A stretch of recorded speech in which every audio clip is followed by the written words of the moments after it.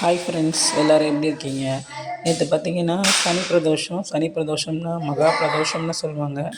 வருஷத்தில் வர மாத பிரதோஷத்துக்கு போக முடியாதவங்களும் சனி பிரதோஷத்துக்கு போனால் அந்த பிரதோஷத்துக்கு போனால் பலனெல்லாம் கிடைக்கும்னு சொல்லுவாங்க. நாங்களும் எங்கள் ஊருக்கு பக்கத்தில் இருக்கிற திருமானிக்குழி அப்படிங்கிற ஊருக்கு போனோம். இந்த திருமானிக்குழி கோயிலில் பார்த்திங்கன்னா சிவபெருமான் லிங்கோத்சவ உருவத்தில் இருப்பாங்க. திரையிலையும் படிப்பாங்க, கீழே லிங்க வடிவமாகவும் இருப்பாங்க. ரொம்ப ஸ்பெஷல். மகாவிஷ்ணு வழிபட்ட ஸ்தலம், பாவம் நீக்கின கோவில்னு சொல்லுவாங்க. மகாவிஷ்ணுவோட பாவத்தையே சிவன் லிங்க வடிவத்தில் நின்று நீக்கினார் அப்படின்றது அந்த கோயிலோட ஐதீகம். நாங்களும் கோவிலுக்கு போனால் பாருங்கள், எவ்வளோ கூட்டம் இருக்குது பாருங்கள். கோவிலில் பார்த்திங்கன்னா கும்பாபிஷேகத்துக்காக வேலை நடந்துகிட்ருக்கு. அப்புறம் நாங்கள் போயிட்டு சாமிக்கு விளக்கெல்லாம் ஏற்றிட்டு அதுக்கப்புறமா நின்றுட்டு இருந்தோம். சாமிக்கு பார்த்திங்கன்னா நந்திக்கு பூஜை எல்லாம் பண்ணி அபிஷேகம் பூஜை எல்லாம் பண்ணாங்க.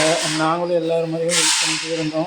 அப்புறமா பார்த்திங்கன்னா சாமிக்கு மகா தீபாராதனை காமிச்சாங்க ஃப்ரெண்ட்ஸ். நாங்களும் அதை பார்த்துட்டு கோயிலுக்கு உள்ள சிவனை பார்த்துட்டு நல்லபடியாக வீட்டுக்கு வந்துட்டோம் ஃப்ரெண்ட்ஸ். பாய்.